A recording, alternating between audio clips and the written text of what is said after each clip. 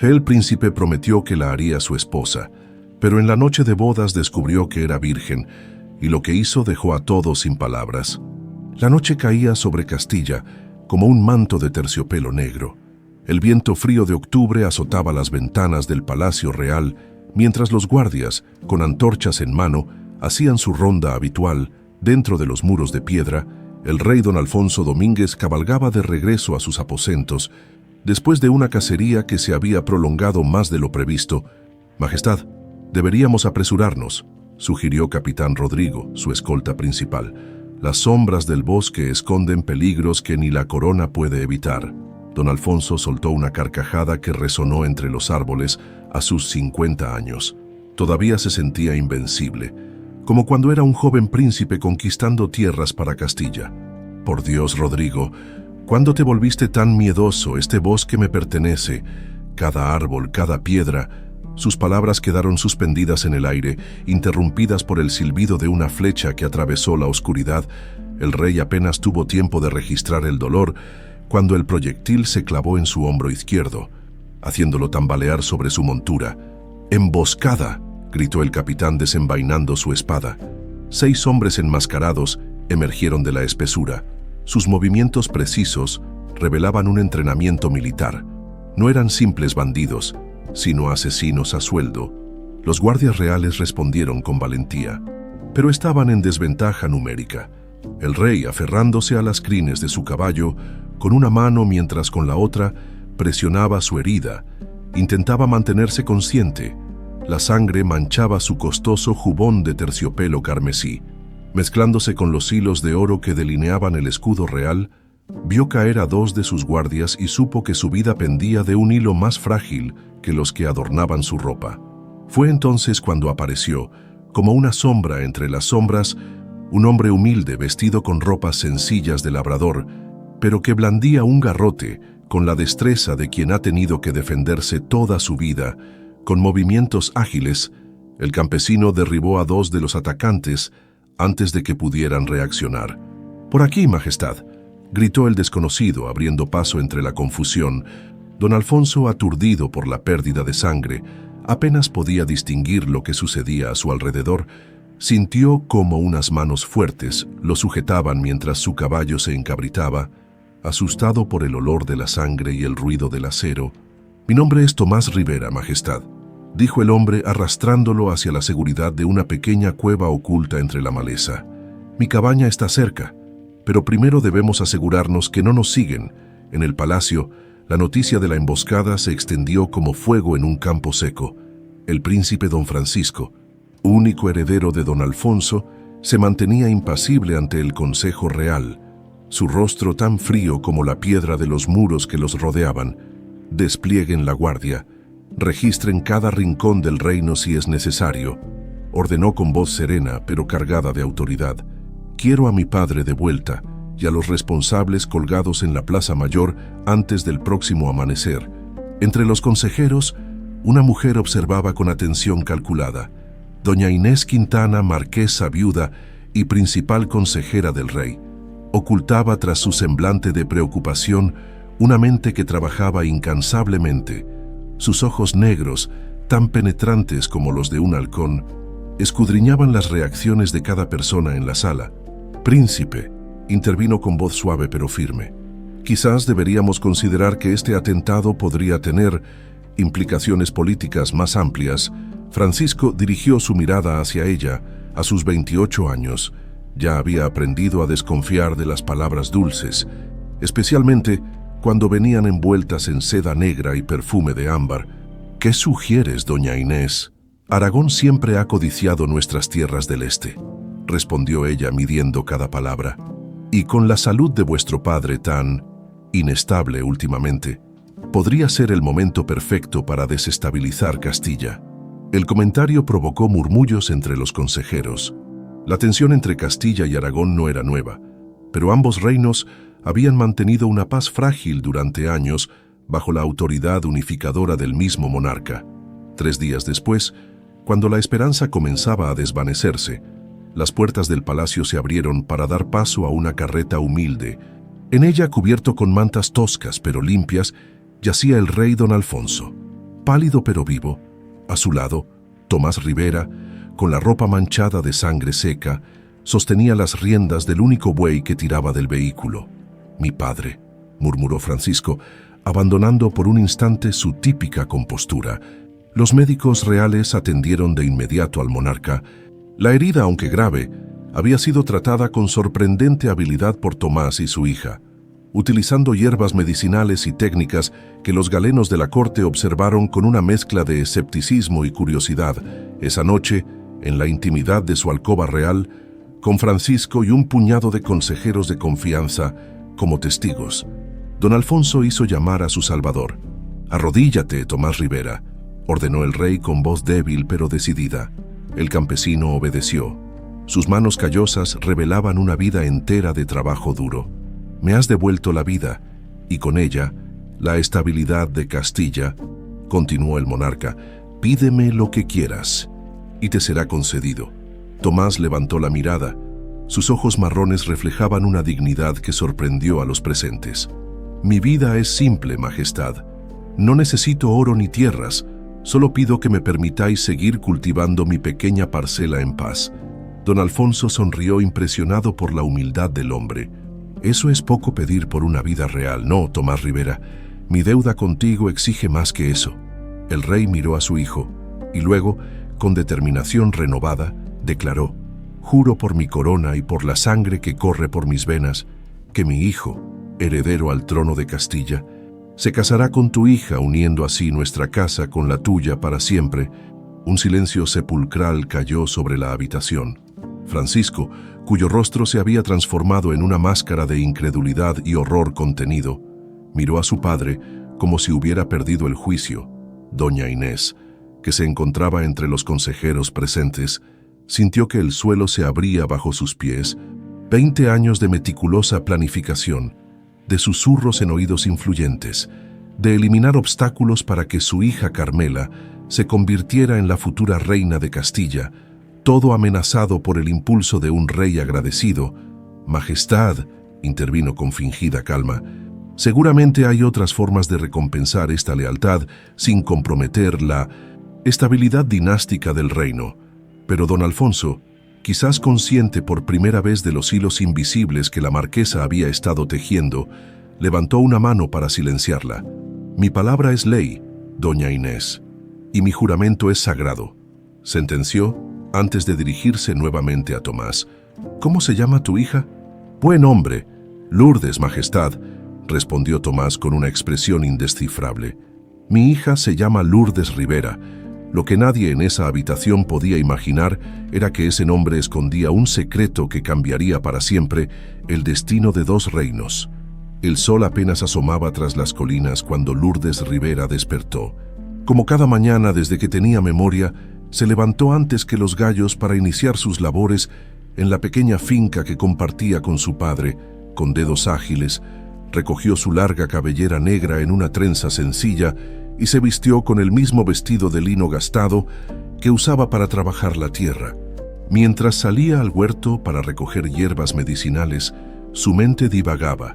¿Por qué su padre había partido tan temprano hacia el pueblo sin decirle nada? Últimamente Tomás actuaba extraño, con miradas perdidas y conversaciones a media voz consigo mismo. «Buenos días, pequeña flor del campo», la voz de la vieja Remedios. Su vecina interrumpió sus pensamientos. «¿Tu padre sigue en el Palacio Real?» Lourdes sonrió con amabilidad, aunque la pregunta le provocó un nudo en el estómago. Desde que Tomás había salvado al rey 3 meses atrás, las visitas al palacio se habían vuelto frecuentes. «Fue temprano al pueblo, doña Remedios. Volverá para la cena, supongo». La anciana asintió, pero sus ojos revelaban algo que Lourdes no supo interpretar. ¿Era lástima? ¿Preocupación? El mediodía llegó con un calor inusual. Para finales de enero, Lourdes se encontraba amasando pan cuando el ruido de caballos la alertó.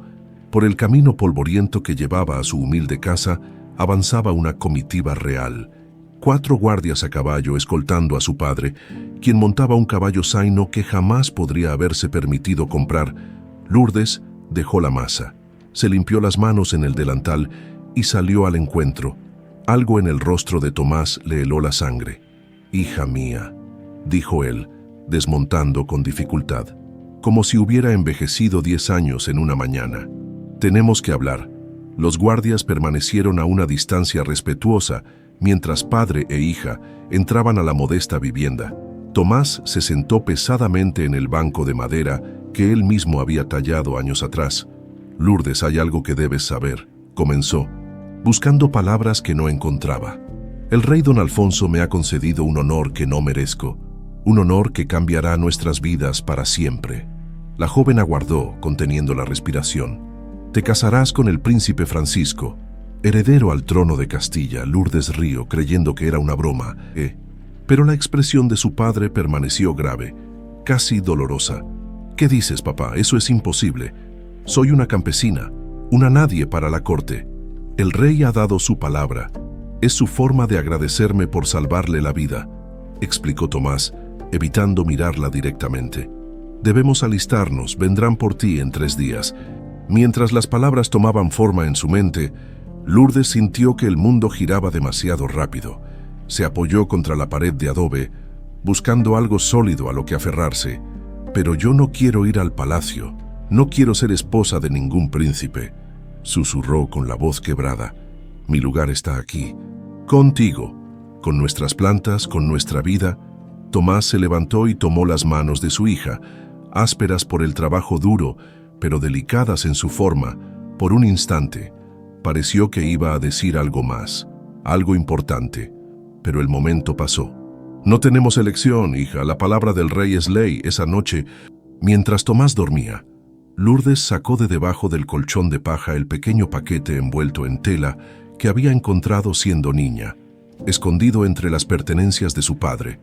Lo desenvolvió con cuidado, revelando un medallón de plata con intrincados grabados. En el centro, un símbolo que no pertenecía a Castilla, el escudo de armas de Aragón, rodeado de pequeñas piedras que, incluso a la luz tenue de la vela, resplandecían con un brillo que ningún campesino podría poseer jamás. «¿Por qué guardas esto, papá?», había preguntado años atrás. «Es solo un recuerdo, pequeña, de alguien que confió en mí», había respondido él, arrebatándole el medallón y guardándolo rápidamente. Lourdes nunca entendió por qué Tomás a veces la miraba como si guardara un secreto doloroso, o por qué, cuando creía que ella no escuchaba, le pedía perdón en susurros a una mujer llamada Constanza. Los 3 días pasaron como un suspiro. La mañana del 4.º día, una caravana real llegó a la pequeña casa. Sirvientas, modistas y guardias invadieron el espacio, transformando a la joven campesina en algo que apenas reconocía al mirarse en el espejo de plata que le ofrecieron.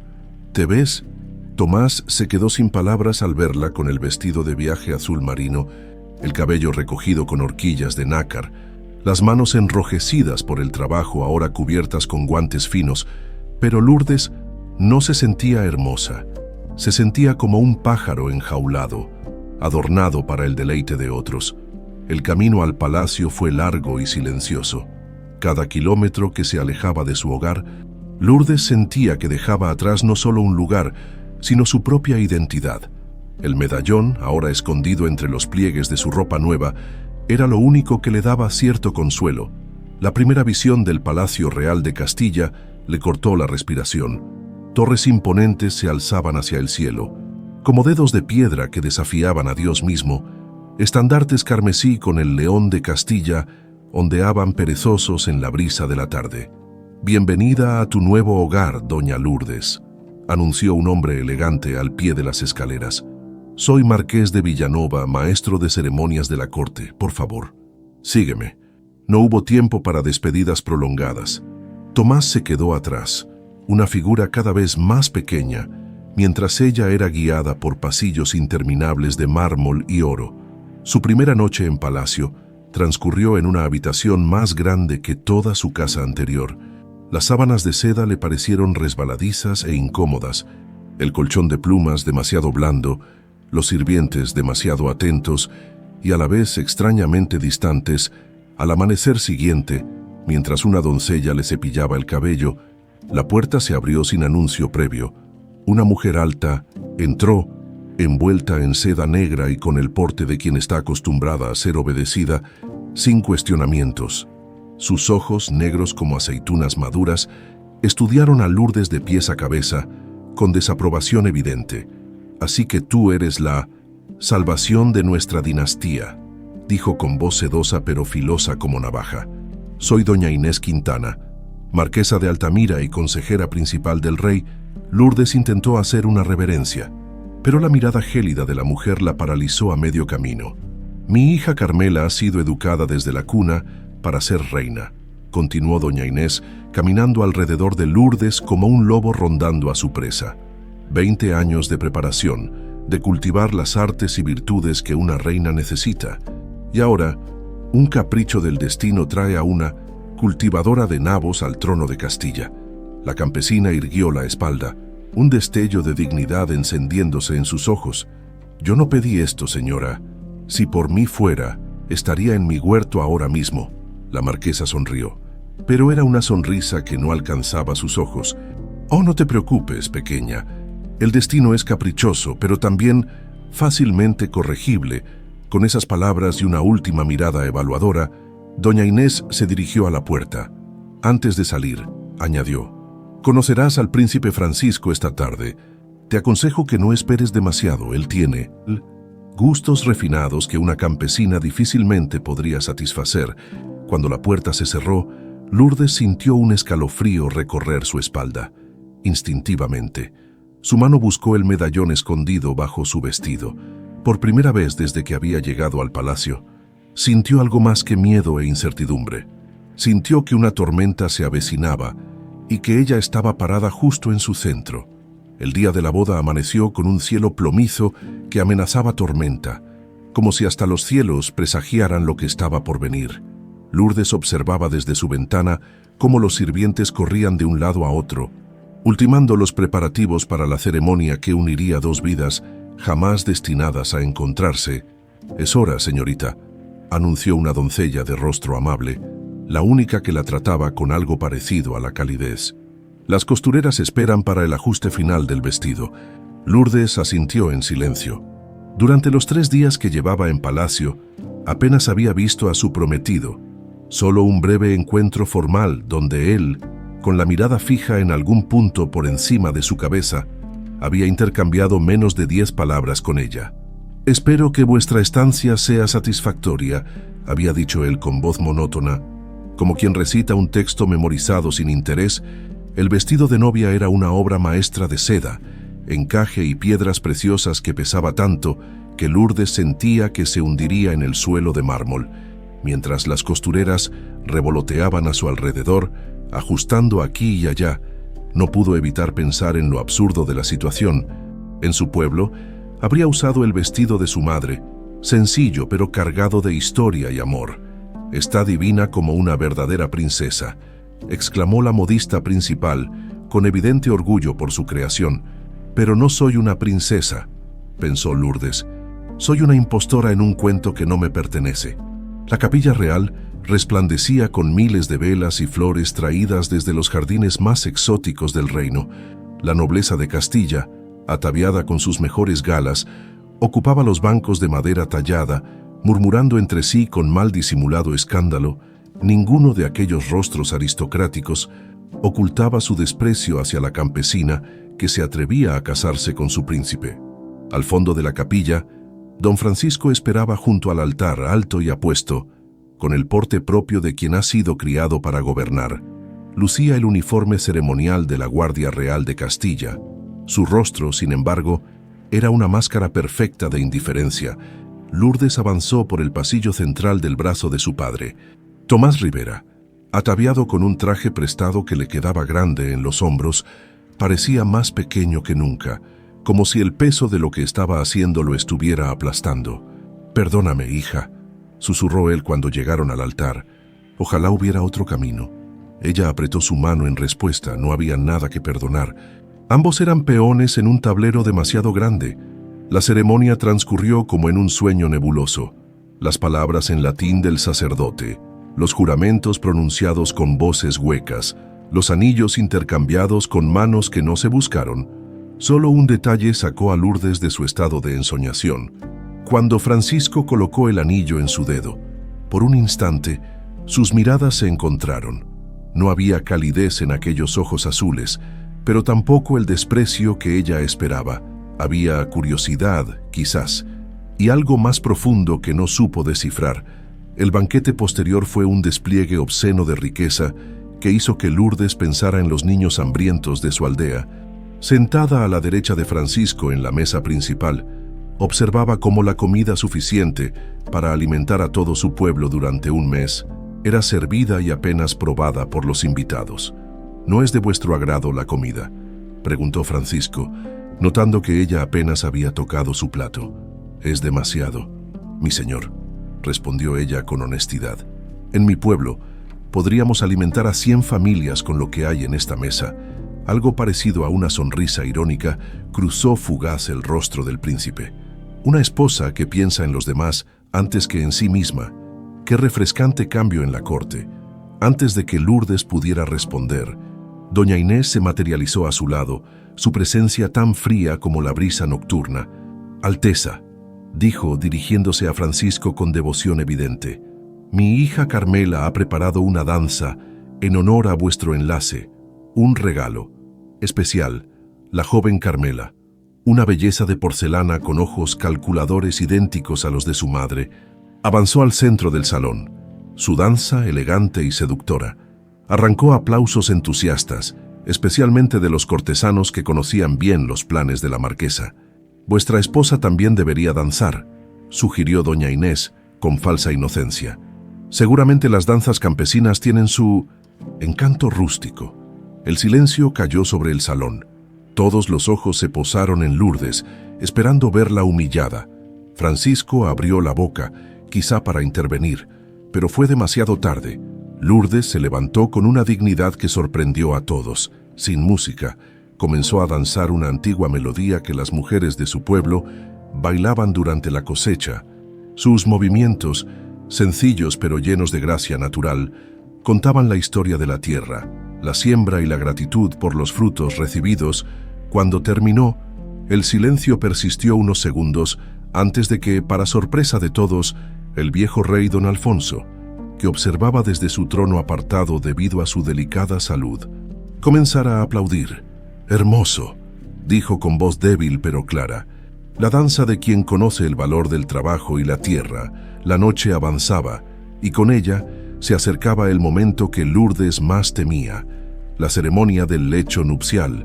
Según la tradición, los novios serían escoltados a sus aposentos, desvestidos por sus respectivos sirvientes y dejados a solas mientras la corte esperaba afuera, lista para verificar la consumación del matrimonio a la mañana siguiente. Cuando las doncellas terminaron de quitarle el pesado vestido y la dejaron solo con un camisón de seda transparente, Lourdes tembló, no de frío, sino de miedo a lo desconocido. La puerta se abrió y Francisco entró, vestido únicamente con una bata de seda negra. Sus ojos recorrieron la figura de Lourdes sin expresión legible. «Puedo escucharlos respirar tras la puerta», dijo él en voz baja, esperando el espectáculo como buitres. Se acercó a la cama donde ella estaba sentada, rígida como una estatua. Lentamente, tomó su mano y la observó, áspera, con pequeñas cicatrices del trabajo con la tierra, tan diferente a las manos suaves de las damas de la corte. «¿Me tienes miedo?», preguntó, con un tono casi suave. «Temo lo que no conozco». «Mi señor», respondió ella con honestidad. Francisco soltó su mano y se sentó al borde de la cama, manteniendo la distancia. «He oído historias sobre las campesinas», comenzó, con un tono insinuante. «Dicen que no son tan inocentes como aparentan, que los hijos de los nobles suelen visitarlas en los henares». Lourdes se tensó, el rubor subiendo a sus mejillas no de vergüenza, sino de indignación. «Esas historias las cuentan quienes nunca han visto a una mujer trabajar de sol a sol para sobrevivir», replicó con una firmeza que sorprendió al príncipe. «En mi aldea la virtud no es menos valiosa por ser pobre». Señor Francisco la miró con interés renovado. Lentamente, deslizó el camisón por el hombro de Lourdes, revelando una piel morena por el sol. Ella cerró los ojos, esperando lo inevitable, pero lo que sintió a continuación la dejó sin aliento. El príncipe se había arrodillado ante ella. «Juro por mi honor y por la corona que algún día llevaré», dijo con voz grave, que te protegeré con mi vida, Lourdes Rivera, no por deber hacia mi padre o el reino, sino porque hoy veo en ti algo que no existe en toda esta corte corrompida, pureza de alma. Los cortesanos que esperaban tras la puerta quedaron estupefactos cuando, en lugar de los sonidos esperados, escucharon solo silencio, y más tarde, la voz profunda del príncipe conversando con su esposa, como si fueran viejos amigos reunidos después de mucho tiempo. En su alcoba privada, doña Inés Quintana arrojó una copa de cristal contra la pared al recibir la noticia de boca de su espía.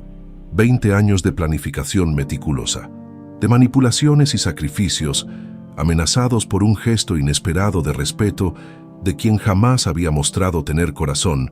Esto no quedará así, murmuró para sí misma mientras sus dedos acariciaban una pequeña botella de cristal verde oscuro. Nadie me arrebata lo que es mío. Nadie. Los rumores corrían por el palacio como agua entre las piedras. Cada rincón, cada pasillo, cada salón se llenaba de murmullos cuando Lourdes pasaba. Había transcurrido un mes desde la boda, y la corte bullía de especulaciones sobre la extraña relación entre el príncipe y su esposa campesina. Dicen que duerme en su cama, pero jamás la toca, susurraba una dama de honor a otra, mientras Lourdes fingía no escucharlas al pasar. Mi doncella asegura que la ha visto recoger hierbas extrañas en los jardines a la luz de la luna, respondía la otra, persignándose con disimulo. Seguramente prepara algún brebaje para hechizar al príncipe. Lourdes había aprendido a mantener la cabeza alta y la mirada serena. A pesar de las puñaladas invisibles que recibía cada día, la verdad era que Francisco se había mostrado respetuoso y distante. Después de aquella primera noche, habían establecido una rutina de cordialidad formal, compartían la cena en privado, conversaban sobre temas superficiales y luego él se retiraba a su estudio, regresando solo cuando ella ya estaba dormida. Aquella mañana, mientras caminaba por los jardines del palacio, Lourdes encontró un pequeño oasis de paz, un huerto medicinal, abandonado y casi salvaje, escondido tras los impecables rosales. Sus manos tocaron instintivamente las hojas de menta y romero, recordando los conocimientos heredados de generación en generación. «Veo que habéis encontrado mi pequeño secreto», dijo una voz anciana a sus espaldas. Lourdes se giró sobresaltada. Un hombre mayor, de barba blanca y manos temblorosas, la observaba con ojos amables por encima de unos anteojos de bronce. «Disculpad, no pretendía entrometerme», respondió ella apartándose de las plantas. «Al contrario, mi señora, es reconfortante ver a alguien que aprecia a estas viejas amigas», sonrió el anciano. «Soy Dom Sebastián, médico real desde hace más años de los que me gustaría admitir. ¿Vos cultiváis estas hierbas?», preguntó Lourdes relajándose un poco. «Intento mantenerlas vivas, aunque mis conocimientos son más teóricos que prácticos», confesó él. «La medicina moderna prefiere sangrar a los pacientes y administrarles mercurio antes que confiar en la sabiduría antigua de las plantas». Lourdes no pudo evitar una sonrisa. Por primera vez en semanas, se sentía en terreno conocido. «Mi abuela me enseñó que la fiebre amarilla se combate con infusión de corteza de sauce, no sangrando al enfermo hasta dejarlo más pálido que un fantasma». Dom Sebastián la miró con interés renovado. «Quizás la providencia os trajo al palacio por más razones de las que imagináis». «Princesa». Antes de que pudiera responder, una comitiva real interrumpió el momento. Francisco regresaba de una cacería, acompañado por sus nobles más cercanos y, como siempre, por Carmela Quintana, quien cabalgaba elegantemente a su lado. «Alteza», llamó doña Inés, materializada repentinamente junto a Lourdes. «Vuestra esposa ha estado familiarizándose con las hierbas del jardín». El tono insinuante no pasó desapercibido para nadie. Francisco desmontó con agilidad y se acercó, su rostro inescrutable como siempre. «Mi señora», saludó con una leve inclinación. «Espero que hayáis encontrado formas de hacer más llevadera vuestra estancia en palacio». «Así es, Alteza», respondió Lourdes, notando cómo varios cortesanos observaban la escena con malicioso interés. «Dom Sebastián me mostraba su colección de hierbas medicinales, un pasatiempo curioso para una princesa. intervino Carmela con voz melosa. Aunque supongo que es difícil abandonar las costumbres rústicas. Varias risitas discretas corearon el comentario. Lourdes respiró profundo, sintiendo cómo el rubor subía a sus mejillas. «Mirad», continuó Carmela, dirigiéndose a las damas que la rodeaban. «La sangre campesina le da ese color tan peculiar, como una manzana demasiado madura, Francisco». Para sorpresa de todos, dio un paso adelante interponiéndose sutilmente entre Carmela y Lourdes. «Afortunadamente, mi esposa dedica su tiempo a actividades útiles, no a ejercitar una lengua afilada en detrimento de los demás», replicó con voz suave pero firme. Un silencio sepulcral cayó sobre el grupo. Ni siquiera doña Inés se atrevió a replicar. Con un gesto cortés, Francisco ofreció su brazo a Lourdes. «Me acompañáis, mi señora. Deseo mostraros un nuevo caballo que he adquirido pensando en vos». Mientras se alejaban, Lourdes pudo sentir las miradas encendidas de odio a sus espaldas. «No era necesario defenderme». «Alteza», murmuró cuando estuvieron a solas, «estoy acostumbrada a los desprecios». Francisco la miró de reojo, un atisbo de sonrisa en sus labios. «No lo hice por vos, sino por mí. Soy responsable de mi esposa ante Dios y la corona. Su honor es mi honor». Días después, durante una cena privada, Lourdes notó que Francisco apenas probaba bocado. Su rostro, habitualmente pálido, mostraba un tinte ligeramente amarillento y gotas de sudor perlaban su frente a pesar del frío de la noche. «¿Os encontráis bien, mi señor?», preguntó, genuinamente preocupada. «Un simple malestar», respondió él, llevándose la servilleta a los labios para disimular un acceso de tos. «Nada que deba preocuparos». Pero en los días siguientes los síntomas empeoraron. Tos seca, fiebre intermitente, palidez extrema. Los médicos reales diagnosticaron un principio de tisis y recomendaron el remedio habitual, sangrías y reposo absoluto, mientras Francisco se debilitaba. Lourdes recordaba a los enfermos de su aldea, a los que su abuela había tratado con infusiones de hierbas cuando las fiebres invernales azotaban la región. Una noche, reuniendo todo su valor, se coló en la habitación del príncipe mientras los médicos descansaban. «¿Qué hacéis aquí?», murmuró él, despertando de un sueño inquieto. «Traigo algo que podría aliviaros», respondió ella, mostrando una taza humeante. «Una receta de mi abuela para la fiebre y la tos». Francisco la miró con desconfianza, pero el dolor en su pecho era tan intenso que finalmente aceptó. La infusión, amarga pero reconfortante, pareció aliviar momentáneamente su malestar. «Habláis a menudo de vuestra abuela, pero nunca de vuestra madre», comentó él mientras ella reacomodaba las almohadas bajo su cabeza.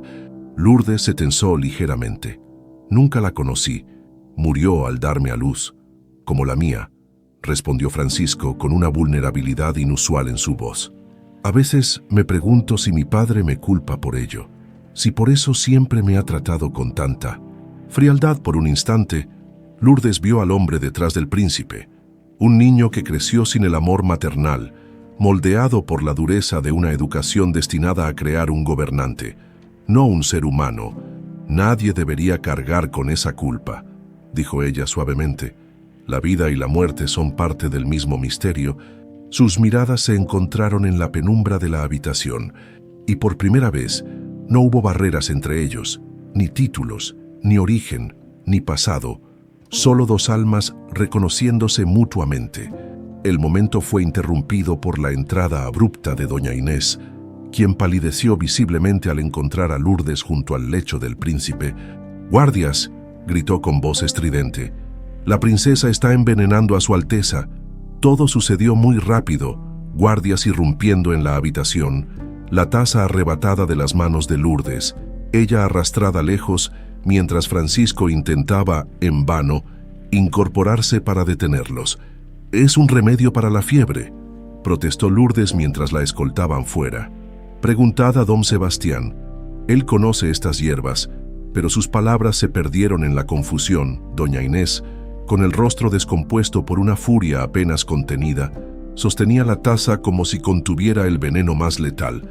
«Examinaremos este brebaje», sentenció, dirigiéndose a los médicos que acudieron alarmados. Mientras tanto, nadie sin autorización entrará en los aposentos del príncipe. A la mañana siguiente, los rumores se habían transformado en acusaciones abiertas.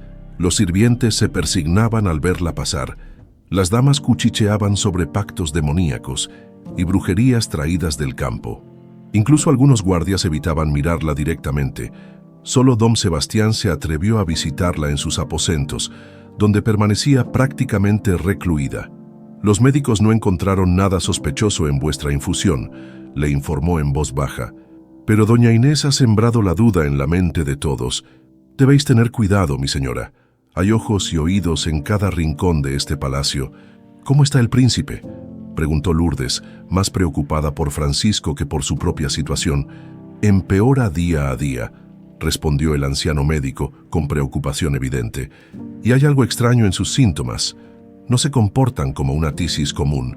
Sus palabras quedaron suspendidas en el aire, como si temiera pronunciar la sospecha que comenzaba a formarse en su mente. Lourdes lo miró fijamente, comprendiendo de pronto lo que el médico insinuaba. «¿Creéis que alguien podría estar?». No se atrevió a completar la pregunta. Don Sebastián apretó los labios en una fina línea que asintió casi imperceptiblemente. «No acuso a nadie, mi señora, pero en mis 50 años como médico he visto muchas formas de enfermar, y no todas son obra de la naturaleza». Las semanas siguientes transcurrieron en una extraña calma tensa. A Lourdes se le permitió regresar a sus actividades normales, pero siempre bajo la atenta vigilancia de una doncella asignada por doña Inés. La salud de Francisco continuaba deteriorándose lentamente, aunque algunos días parecía mejorar, solo para recaer con más fuerza al día siguiente. Una tarde, mientras bordaba junto a la ventana de sus aposentos, Lourdes escuchó un suave golpe en la puerta. Para su sorpresa, era Francisco quien entró, pálido y visiblemente más delgado, pero en pie. «Los médicos me han permitido caminar un poco hoy», explicó, haciendo un gesto para que no se levantara. «Y pensé en visitaros. Me alegra veros mejor, mi señor», respondió ella, notando cómo la doncella espía se retiraba discretamente. Seguramente para informar a doña Inés, Francisco se acercó a la ventana y observó el paisaje en silencio durante unos momentos. «Nunca os he preguntado cómo era vuestra vida antes de venir aquí», dijo finalmente, sin mirarla. Lourdes dejó el bordado sobre su regazo, sorprendida por el interés repentino. Era simple, pero plena. Despertaba con el alba, trabajaba la tierra con mi padre, cuidaba de nuestros pocos animales, recolectaba hierbas medicinales para los enfermos del pueblo. «¿Os arrepentís?», preguntó él, girándose para mirarla directamente. «¿Lamentáis haber dejado esa vida por esto?». Había una vulnerabilidad en su voz que Lourdes nunca había escuchado. Por un instante, vio al hombre detrás de la corona, inseguro y humano. «No elegí este camino, pero tampoco me lamento», respondió con honestidad. «La vida siempre tiene propósitos que no alcanzamos a comprender». Francisco asintió levemente, como si hubiera encontrado algo significativo en sus palabras. «En mi educación, jamás hubo espacio para considerar el propósito de la vida», confesó, sentándose cuidadosamente en un sillón cercano. «Solo aprendí sobre deber, honor y poder. Mi padre considera la compasión una debilidad y el afecto una distracción peligrosa. Eso explica muchas cosas», murmuró Lourdes. «¿Qué queréis decir?». «Vuestra armadura, Alteza», dijo ella, señalando hacia su pecho con un gesto delicado. «La que lleváis siempre, incluso cuando no hay batalla que librar». Francisco la miró sorprendido, como si nadie le hubiera hablado así jamás. «Quizás nadie lo había hecho. Mi padre perdió a mi madre por mostrar debilidad», respondió él con un tono más bajo, casi confidencial. «Se enamoró perdidamente de ella, y cuando murió, al darme a luz, una parte de él murió también. Desde entonces, me ha enseñado que amar es arriesgarse a perderlo todo». Lourdes se levantó y en un gesto impulsivo tomó la mano del príncipe entre las suyas.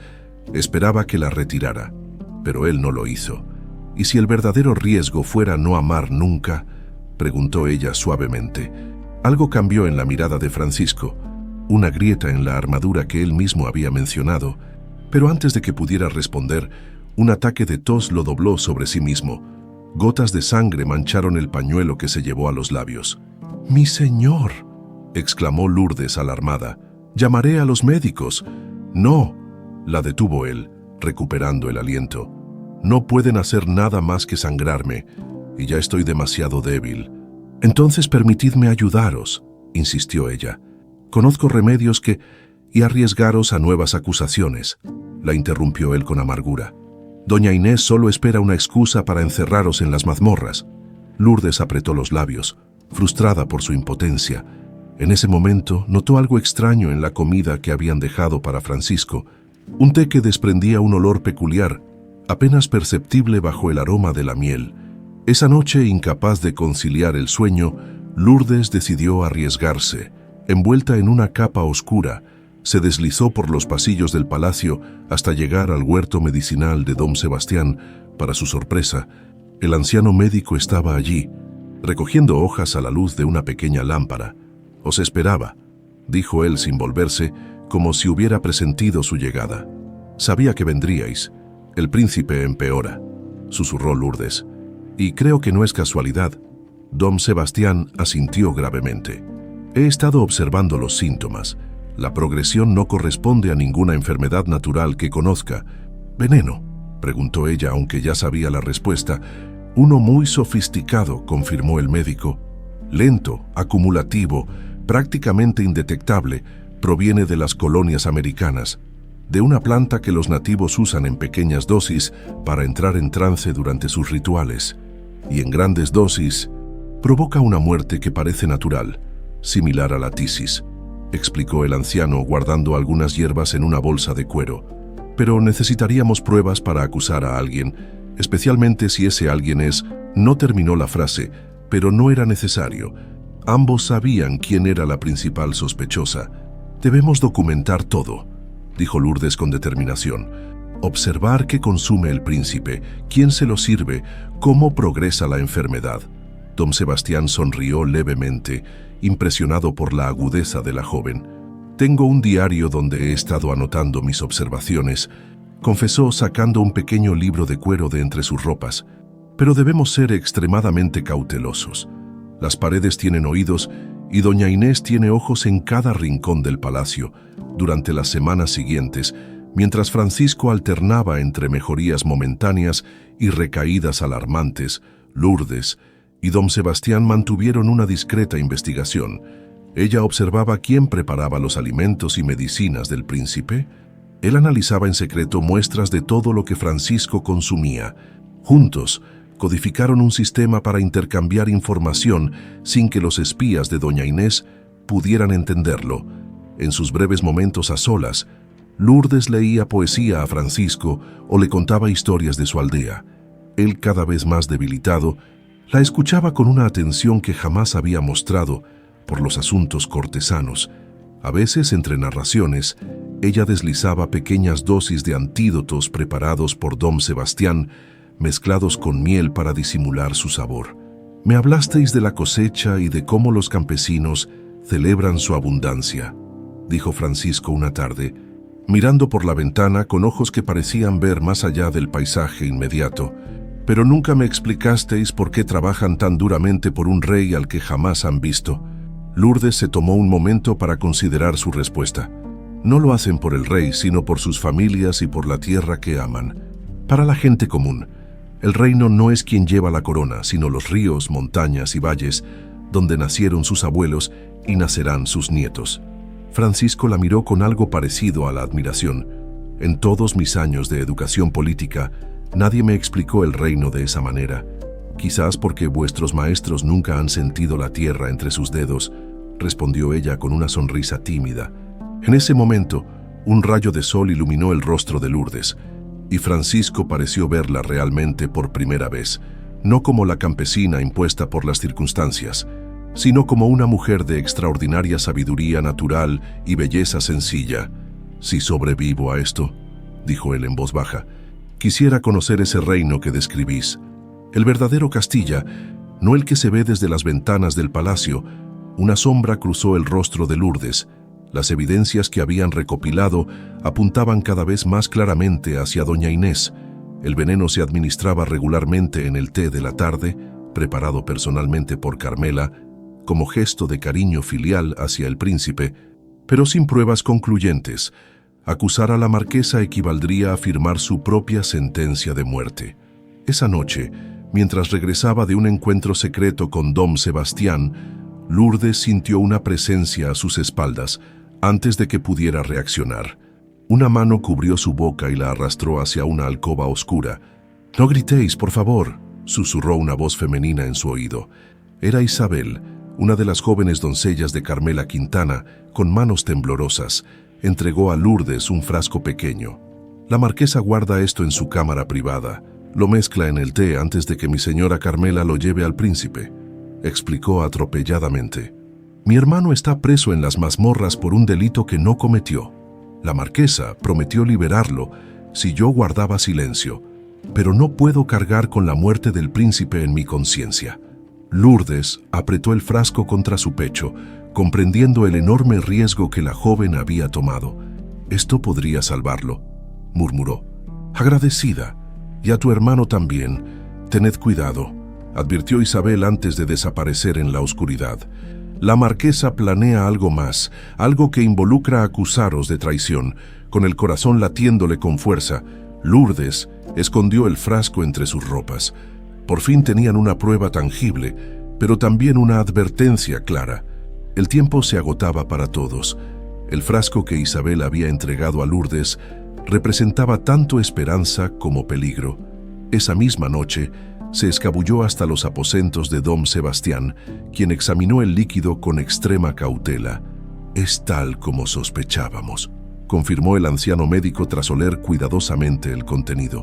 Veneno de belladona mezclado con extracto de una planta americana que los nativos llaman lágrimas de la luna, letal en dosis acumulativas. «¿Existe algún antídoto?», preguntó Lourdes, sintiendo que por fin tenían algo concreto con qué trabajar. «No uno establecido, pero podemos contrarrestar sus efectos con una combinación de hierbas purificadoras», respondió él, «ya mezclando ingredientes en un mortero. El problema será administrarlo al príncipe sin que doña Inés lo descubra». Regresando a sus aposentos, Lourdes se encontró con una sorpresa desagradable. 2 guardias registraban meticulosamente cada rincón, mientras doña Inés observaba con satisfacción desde el umbral. «¿Qué significa esto?», demandó Lourdes, intentando mantener la calma a pesar del pánico que le oprimía el pecho. «Una inspección rutinaria, Alteza», respondió la marquesa con falsa dulzura. «Últimamente han desaparecido objetos valiosos del palacio. Revisamos todos los aposentos». Lourdes agradeció mentalmente haber dejado el frasco de veneno con Dom Sebastián. Sin embargo, su alivio duró poco cuando uno de los guardias extrajo de entre sus pertenencias el diario codificado donde anotaban las observaciones sobre la enfermedad del príncipe. «¿Qué tenemos aquí?». Doña Inés tomó el libro con evidente placer. «Símbolos extraños, anotaciones en clave. ¿Acaso vuestra educación campesina incluía las artes oscuras?». «Mi señora, son simples recetas medicinales», mintió Lourdes manteniendo la compostura. «Remedios que aprendí de mi abuela». «Ya veo». La marquesa hojeó el libro con fingida curiosidad. «Tendré que consultar con la Santa Inquisición. Ellos sabrán interpretar estos remedios». El mensaje era claro. Doña Inés había encontrado la excusa perfecta para destruirla. La acusación de brujería era una sentencia de muerte casi garantizada, especialmente para alguien sin conexiones poderosas en la corte. Esa noche, incapaz de dormir, Lourdes contemplaba las estrellas desde su ventana cuando la puerta se abrió silenciosamente. Era Isabel, la doncella de Carmela, pálida como un fantasma. «Debéis huir, mi señora», susurró urgentemente. «La marquesa ha ordenado vuestra detención para mañana. Ha plantado evidencia en vuestros aposentos, figuras paganas, amuletos prohibidos». «No puedo irme», respondió Lourdes con firmeza. «Si huyo, el príncipe morirá sin remedio. Si os quedáis, moriréis ambos», insistió Isabel. «La marquesa ya ha convencido al Consejo Real de que estáis envenenando al príncipe con vuestras pociones». Un plan comenzó a formarse en la mente de Lourdes. No era momento de huir, sino de actuar. «Isabel, necesito tu ayuda una vez más. Podrías llevar un mensaje a don Sebastián sin que nadie te vea. La joven doncella asintió, su lealtad evidente a pesar del miedo que la consumía. Al amanecer, mientras Lourdes se preparaba para lo inevitable, las campanas del palacio repicaron anunciando una convocatoria urgente del Consejo Real. Francisco, demasiado débil para asistir, permanecía en sus aposentos, bajo estricta vigilancia médica. El rey don Alfonso, recluido desde hacía semanas debido a un empeoramiento de su condición, tampoco estaría presente. El escenario estaba perfectamente preparado para el golpe final de doña Inés. En el gran salón del consejo, la marquesa presentó su caso con la habilidad de una serpiente encantadora. Mi lealtad a la corona me obliga a presentar estas evidencias dolorosas, declaró con fingida aflicción.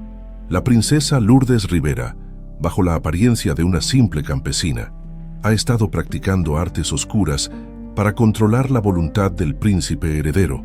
Mostró los objetos encontrados en los aposentos de Lourdes, amuletos que ella jamás había visto. El diario codificado ahora convenientemente traducido por un supuesto experto en brujería, e incluso testimonios de sirvientes que juraban haberla visto recolectando hierbas bajo la luna llena, mientras murmuraba encantamientos. Y más grave aún, continuó doña Inés levantando un frasco idéntico al que Isabel le había entregado, este veneno fue hallado entre sus posesiones. Nuestros médicos confirman que produce síntomas idénticos a los que padece el príncipe. Lourdes, de pie ante el consejo, mantuvo la dignidad a pesar de los murmullos horrorizados que recorrían la sala. Estas acusaciones son falsas, declaró con voz clara. El verdadero envenenamiento proviene de quien más se beneficiaría de la muerte del príncipe Francisco. Blasfemia, exclamó doña Inés, interpretando magistralmente su papel de consejera indignada. ¿A quién osáis acusar antes de que Lourdes pudiera responder? Las puertas del salón se abrieron de golpe. Un guardia entró apresuradamente. El príncipe ha empeorado, anunció con voz agitada.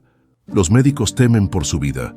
La sesión se suspendió inmediatamente, mientras los consejeros se dispersaban para consultar en privado.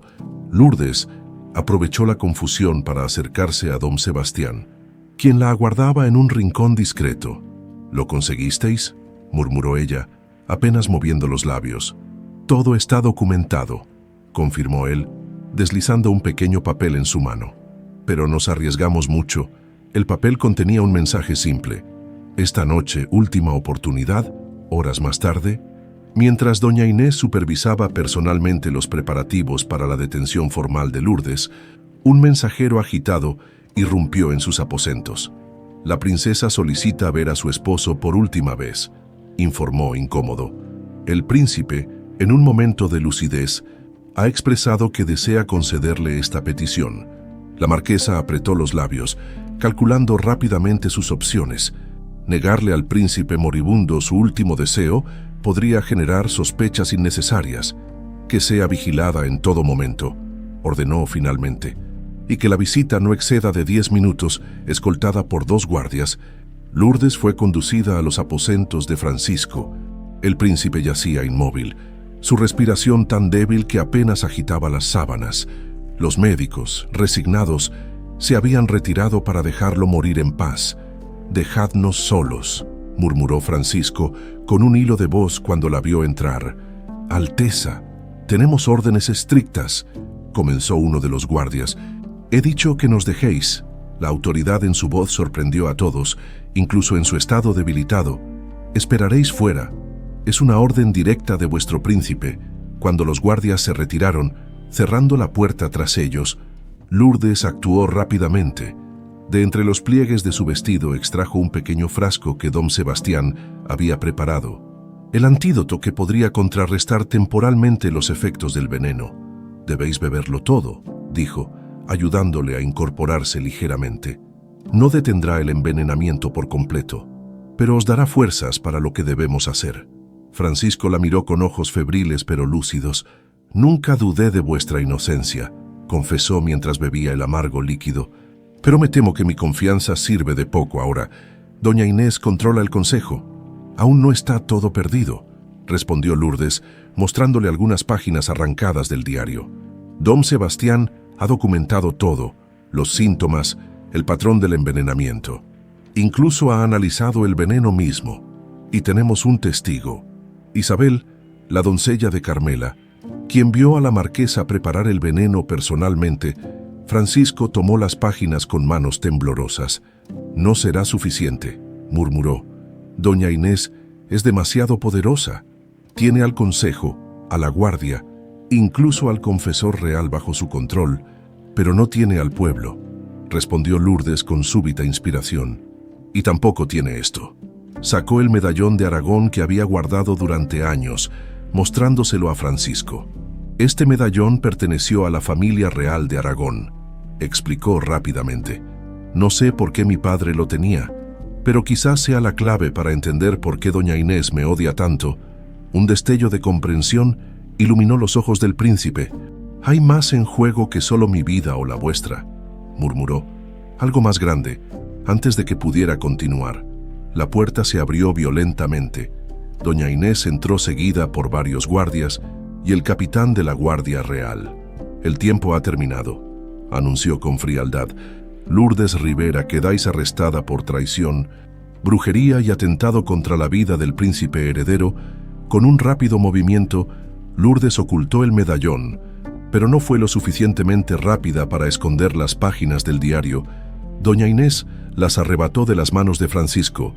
«¿Qué tenemos aquí?», dijo, examinándolas. «Más evidencia de vuestra conspiración. Liberadla», ordenó Francisco, intentando incorporarse. «Como vuestro príncipe, os ordeno que...»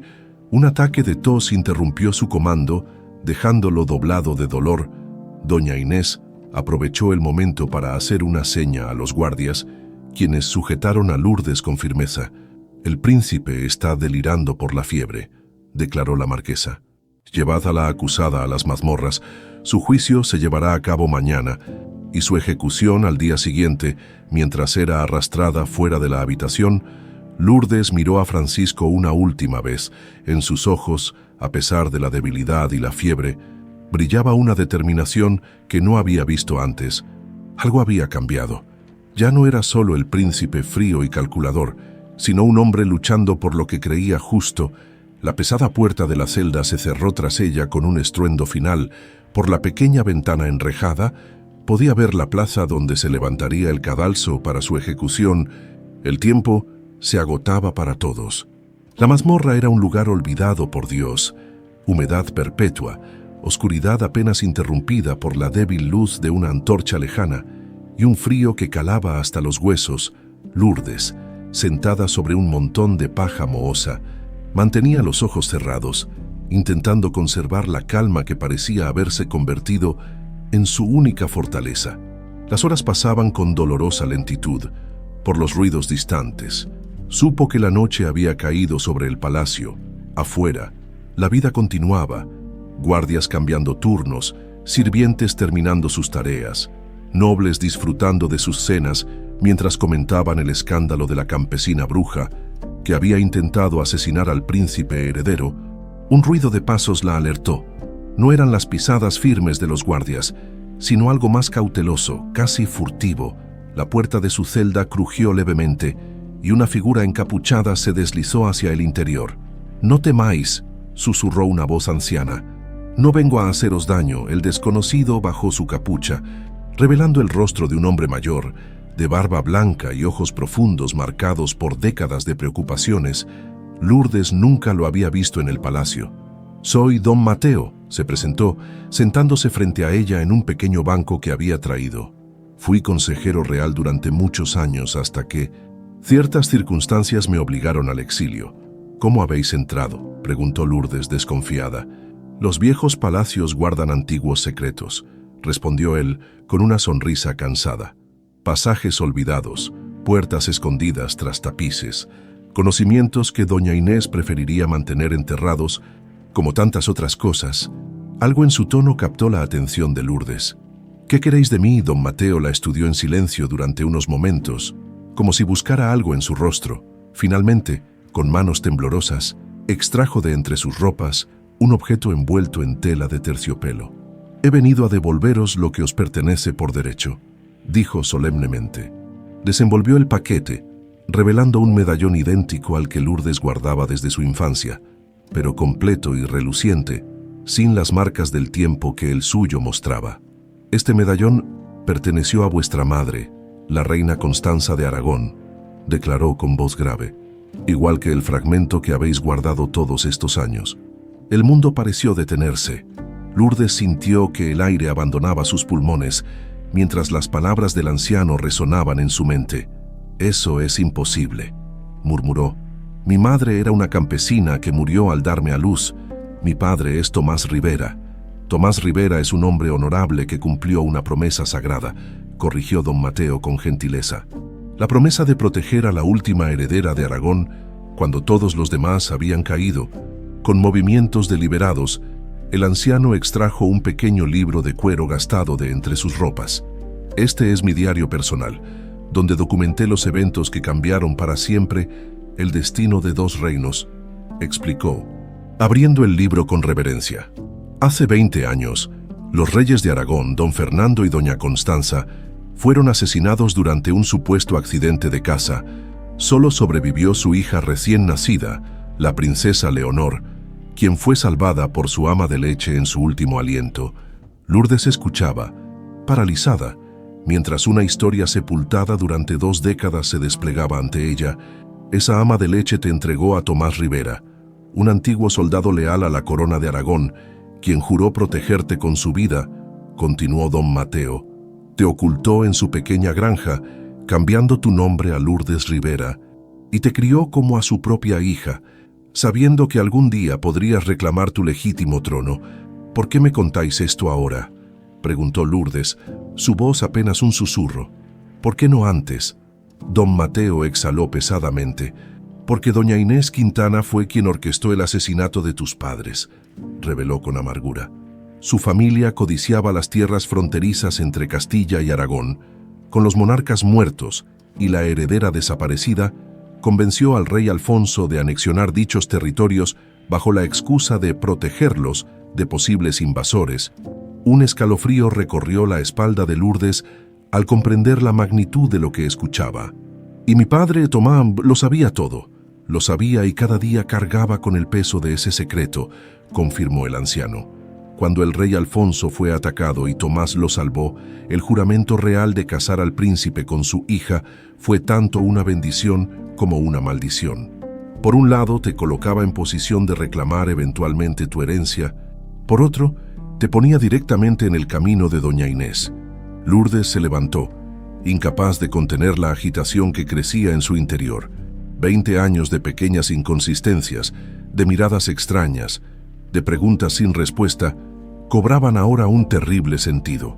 «¿Por qué debería creeros?», cuestionó, aunque en su corazón ya sabía la respuesta.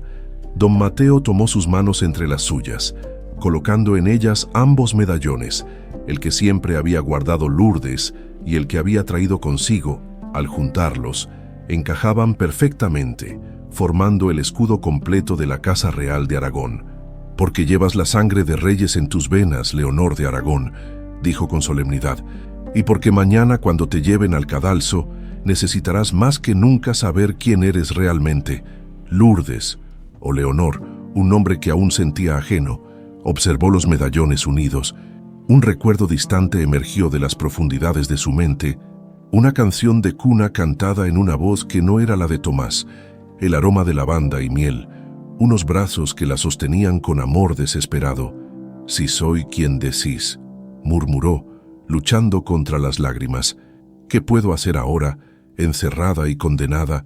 El anciano consejero sonrió misteriosamente. «Francisco ha recibido el antídoto que le enviasteis. Está débil, pero lúcido. Don Sebastián ha reunido a nobles leales que cuestionan el creciente poder de doña Inés. Y yo», su sonrisa se amplió, «tengo esto». De entre sus ropas extrajo un manojo de llaves antiguas. «Las mazmorras reales no han cambiado en 50 años», explicó con un brillo pícaro en los ojos. «Y un viejo consejero real conoce cada rincón de este palacio». Mientras el anciano le explicaba su plan, Lourdes sintió algo extraño formarse en su interior. No era solo esperanza, sino una determinación ancestral. como si cada rey y reina de Aragón que la había precedido despertara dentro de ella. «Hay algo más que debéis saber», añadió don Mateo cuando terminó de explicar la estrategia. «La noche antes de que fuerais arrestada, la joven Isabel, quien os entregó la prueba del veneno, fue encontrada muerta en los jardines del palacio. La versión oficial es que se suicidó por remordimiento». «Pero sí, la asesinaron», completó Lourdes, sintiendo una oleada de náusea, «para silenciarla. Así es, y su hermano, quien seguía preso, amaneció misteriosamente ahorcado en su celda. El peso de aquellas vidas perdidas por ayudarla se sumó a la responsabilidad que ya sentía. No se trataba solo de su supervivencia o la de Francisco, sino de justicia para todos los que habían sufrido bajo la ambición desmedida de la marquesa». Don Mateo se levantó, preparándose para partir. «Una última cosa», dijo, entregándole un pequeño paquete. «Dentro encontraréis hierbas curativas para el príncipe, la joven criada Maribel, quien os ha sido leal desde vuestra llegada. Se las hará llegar esta noche. Tiene acceso a sus aposentos para cambiar las sábanas». Cuando el anciano estaba a punto de desaparecer por el pasadizo secreto, Lourdes lo detuvo con una pregunta. «¿Cómo lograsteis salvaros cuando todos los demás consejeros leales a mis padres fueron eliminados?» Una sombra de dolor cruzó el rostro del anciano. «No todos fuimos tan afortunados», respondió con pesar. «Mi esposa y mis hijos pagaron el precio de mi lealtad. He vivido estos 20 años en las sombras, esperando el momento de ayudar a la verdadera heredera de Aragón a reclamar su derecho». Después de que don Mateo se marchara, Lourdes permaneció inmóvil durante lo que parecieron horas, intentando reconciliar su identidad como simple campesina con esta nueva realidad. Era Leonor de Aragón, legítima heredera de un trono usurpado. El amanecer llegaría pronto, trayendo consigo su supuesta ejecución. Pero ahora, armada con la verdad y con un plan, estaba preparada para enfrentar lo que viniera. Por primera vez desde que había sido arrastrada a esta vida de palacio, sintió que todo tenía un propósito. Las piezas del rompecabezas finalmente encajaban, revelando un diseño más grande que ella misma. No moriría como Lourdes Rivera, la campesina acusada de brujería. Si su destino era morir, lo haría como quien realmente era: Leonor de Aragón, la reina que nunca llegó a coronarse, pero antes lucharía por sus padres asesinados, por Francisco envenenado, por Isabel silenciada, por la verdad enterrada durante 20 años bajo mentiras y ambiciones. Con esta resolución ardiendo en su corazón, la joven princesa esperó pacientemente la llegada del alba. Aferrando entre sus manos los 2 medallones unidos, símbolo de un pasado robado y un futuro por conquistar, el amanecer llegó con una lentitud dolorosa, tiñendo el cielo de tonos sangrientos que parecían presagiar los eventos del día. En la plaza mayor del palacio, los sirvientes trabajaban desde antes del alba, montando la tarima de madera donde se llevaría a cabo la ejecución. El verdugo, figura imponente vestida completamente de negro, afilaba su hacha con meticulosa precisión. A primera hora, los pregoneros recorrieron las calles de la ciudad anunciando el espectáculo. Lourdes Rivera, la campesina que había intentado asesinar al príncipe heredero mediante artes oscuras, sería ejecutada públicamente al mediodía. La noticia atrajo a una multitud heterogénea, nobles ansiosos por ver el final de la advenediza, plebeyos curiosos, y entre ellos rostros preocupados que recordaban las hierbas curativas y los consejos amables de la joven a quien ahora conducían al cadalso. En sus aposentos, doña Inés se preparaba con especial esmero, eligiendo un vestido de seda negra que simbolizaba su dolor por la traición a la corona, mientras su hija Carmela la observaba con evidente nerviosismo. «Madre, ¿y si el príncipe se recupera lo suficiente para intervenir?», preguntó, jugueteando ansiosamente con un pañuelo de encaje. «No lo hará», respondió la marquesa con fría seguridad. «La dosis que recibió anoche fue especialmente potente para esta tarde. Castilla llorará la muerte de su príncipe heredero. Y tú, querida mía, serás la viuda noble que consuele al rey en su dolor».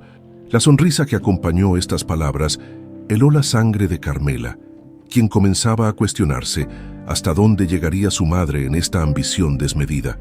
Mientras tanto, en las mazmorras, 2 guardias abrieron la celda de Lourdes. La encontraron arrodillada, rezando con fervor. Su rostro, a pesar de la noche en aquel lugar infame, mostraba una serenidad perturbadora. «Es hora», anunció uno de ellos, evitando mirarla directamente. Lourdes se incorporó con dignidad. Vestía un simple sayal blanco, el tradicional atuendo de los condenados, pero lo llevaba como si fuera el manto más regio. «Estoy preparada», dijo con voz clara. El trayecto hacia la plaza fue un viacrucis moderno. La muchedumbre se aglomeraba para ver a la bruja. Algunos escupían a su paso, otros murmuraban oraciones por su alma condenada, pero Lourdes caminaba erguida, sus ojos fijos en un punto más allá del horizonte visible, como si viera algo que los demás no podían percibir. En el balcón real, los miembros del consejo tomaban sus lugares. Notablemente ausentes estaban el rey, demasiado enfermo para asistir, y el príncipe Francisco, supuestamente al borde de la muerte. Doña Inés ocupaba una posición privilegiada, su rostro compuesto en una máscara de solemne justicia. Cuando Lourdes subió al cadalso, un silencio expectante cayó sobre la plaza. El oficial real desenrolló un pergamino y comenzó a leer la lista de cargos: brujería, traición, intento de regicidio, pactos con fuerzas oscuras. La letanía de acusaciones parecía interminable. «¿Tenéis algunas últimas palabras?», preguntó finalmente el oficial siguiendo el protocolo tradicional. Lourdes dio un paso al frente. Su voz, sorprendentemente potente, resonó en toda la plaza. «Pueblo de Castilla, no muero hoy como bruja o traidora, sino como víctima de la misma maldad que ha envenenado lentamente a vuestro amado príncipe», declaró. «La verdadera traición se esconde tras mantos de seda y sonrisas cortesanas. Preguntad quién se beneficia realmente de mi muerte y la enfermedad del príncipe. La verdad, como el aceite en el agua, siempre sube a la superficie». Un murmullo recorrió la multitud. Doña Inés, desde su posición privilegiada, hizo una señal impaciente al verdugo para que procediera sin más demora. Lourdes se arrodilló frente al bloque de madera. El verdugo levantó su hacha, que centelleó bajo el sol del mediodía. Fue entonces cuando el sonido de cascos de caballo rompió la tensa expectación. Un jinete solitario abría paso entre la multitud, montado sobre un imponente corcel negro. Los murmullos se convirtieron en exclamaciones de asombro cuando todos reconocieron al príncipe Francisco, pálido como un fantasma, pero con la determinación ardiendo en sus ojos. «Deteneos en nombre del heredero de Castilla», gritó con una voz debilitada pero autoritaria. El verdugo, confundido, bajó el hacha. Los guardias se miraron entre sí, indecisos sobre a quién obedecer. Francisco desmontó con evidente esfuerzo. Cada movimiento revelaba el gran sacrificio físico que estaba haciendo para estar allí. En su mano sostenía un fajo de documentos. «Pueblo de Castilla», comenzó, avanzando lentamente hacia el cadalso. «He venido a impedir una grave injusticia. Mi esposa no es culpable de los crímenes que se le imputan». Doña Inés, recuperándose de la sorpresa inicial, intervino rápidamente. «Alteza, vuestra enfermedad os confunde», declaró con voz melosa pero firme. «Los médicos ordenaron reposo absoluto. Vuestro noble corazón os impide ver la traición de quien más amabais». «Silencio». El grito de Francisco sobresaltó a todos por su ferocidad. «Durante demasiado tiempo he permitido que vuestros engaños envenenen la corte, marquesa, pero ya no más». Levantó los documentos para que todos pudieran verlos. «Estas son pruebas recopiladas por Dom Sebastián, médico real, que demuestran que el veneno que me está matando procede del mismo frasco que vos guardabais en vuestros aposentos privados». Un jadeo colectivo recorrió la plaza. Doña Inés palideció visiblemente, pero se recuperó con la habilidad de años de manipulación cortesana. «Absurdo. Esos documentos son falsificaciones, al igual que las pociones diabólicas encontradas en los aposentos de esa campesina. Guardias, detened esta farsa y cumplid con vuestro deber». Los guardias avanzaron, pero se detuvieron abruptamente, cuando una nueva figura emergió de entre la multitud: Dom Sebastián, acompañado por varios nobles conocidos por su integridad. «Puedo atestiguar bajo juramento que estas pruebas son auténticas», declaró el anciano médico con voz potente que desmentía su edad. Yo mismo analicé el veneno, una sustancia rara traída de las colonias americanas, que produce síntomas idénticos a la tisis, el mismo que encontramos en las bebidas que la marquesa ordenaba preparar especialmente para el príncipe. La confusión se apoderó de la plaza. Los guardias, inseguros, miraban alternativamente a Francisco y a doña Inés, esperando órdenes claras sobre a quién obedecer. Aprovechando el caos, la marquesa hizo una señal discreta a varios hombres apostados estratégicamente alrededor del cadalso. Eran guardias personales, leales únicamente a ella, preparados para esta contingencia. «Matadlos a ambos», ordenó, abandonando toda pretensión. «Son traidores a la corona». Lo que siguió fue un caos absoluto.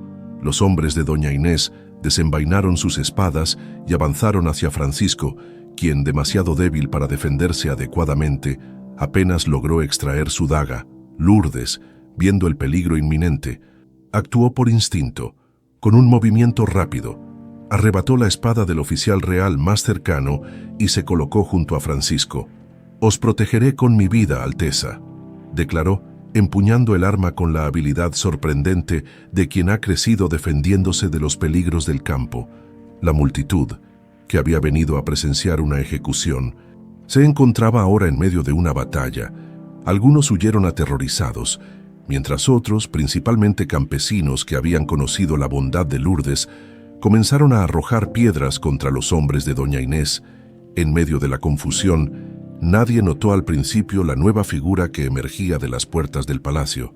Apoyado en un bastón pero con la espalda recta y la mirada firme, el rey don Alfonso avanzaba lentamente, flanqueado por su guardia personal. «¡Basta!», tronó su voz, amplificada por la acústica natural de la plaza. El silencio cayó como una losa sobre todos los presentes. Incluso los asesinos de doña Inés se detuvieron, paralizados por la autoridad innata del monarca. «Padre», murmuró Francisco, tan sorprendido como los demás. Don Alfonso, a quien muchos creían moribundo en sus aposentos, avanzó con paso sorprendentemente firme. «Durante meses he fingido estar más debilitado de lo que realmente estaba», declaró, su voz cargada de una furia apenas contenida, observando, escuchando, permitiendo que los traidores revelaran sus verdaderas intenciones. Su mirada se posó directamente en doña Inés, quien por primera vez parecía verdaderamente aterrorizada. «Marquesa de Altamira, quedáis arrestada por alta traición, conspiración e intento de regicidio». La mujer, viendo su mundo desmoronarse, extrajo una daga escondida entre los pliegues de su vestido y, con la desesperación de quien lo ha perdido todo, se abalanzó hacia Lourdes. «Si yo caigo, tú caerás conmigo, usurpadora». Todo ocurrió en cuestión de segundos. El destello del metal, el grito de advertencia de Francisco, demasiado débil para interceptar el ataque, y el sorprendente movimiento del rey, quien se interpuso entre la daga y Lourdes, recibiendo el impacto en su propio cuerpo. La plaza entera contuvo la respiración mientras don Alfonso se desplomaba. La daga envenenada clavada en su costado, los guardias reales sometieron inmediatamente a doña Inés, quien reía histéricamente, como si incluso en la derrota hubiera encontrado una última victoria. «Padre». Francisco se arrodilló junto al rey caído, el agotamiento de su propia enfermedad momentáneamente olvidado. Don Alfonso, respirando con dificultad, buscó con la mirada a Lourdes, quien también se había arrodillado a su lado. «Perdonadme», murmuró el monarca. «Demasiado tarde, comprendí. La verdad, con esfuerzo monumental, Francisco intentó incorporarse para ordenar que trajeran al médico real, pero sus fuerzas le fallaron. El veneno acumulado en su sistema durante semanas finalmente cobraba su precio. Cayó junto a su padre, ambos hombres, gobernantes de un reino poderoso, ahora reducidos a su humanidad más básica y vulnerable. Fue entonces cuando Lourdes, o Leonor como ahora sabía que era su verdadero nombre, comprendió que había llegado el momento de la verdad. Con manos temblorosas pero decididas, extrajo de entre sus ropas el medallón completo de la Casa Real de Aragón. Levantándolo para que todos pudieran verlo, su voz resonó clara y potente. «Pueblo de Castilla y Aragón, ante vosotros no está Lourdes Rivera, la campesina, sino Leonor de Aragón, legítima heredera del trono usurpado hace 20 años, cuando mis padres fueron asesinados por orden de la misma mujer que hoy ha intentado completar su obra de destrucción. La multitud enmudeció, asimilando la magnitud de aquella revelación. Don Mateo avanzó entonces, sosteniendo los documentos que probaban su identidad. El destino de 2 reinos pendía ahora de un hilo tan frágil como la vida de los 2 hombres tendidos en el suelo de la plaza. Un silencio sepulcral se adueñó de la plaza. Miles de ojos atónitos observaban el medallón que Leonor sostenía en alto, su superficie dorada resplandeciendo bajo el sol del mediodía como una promesa largo tiempo olvidada. Para muchos de los presentes, especialmente los más ancianos, aquel emblema evocaba recuerdos de una época de prosperidad bajo la Casa Real de Aragón. Don Mateo avanzó con pasos solemnes, sosteniendo en alto los documentos que habían permanecido ocultos durante 2 décadas.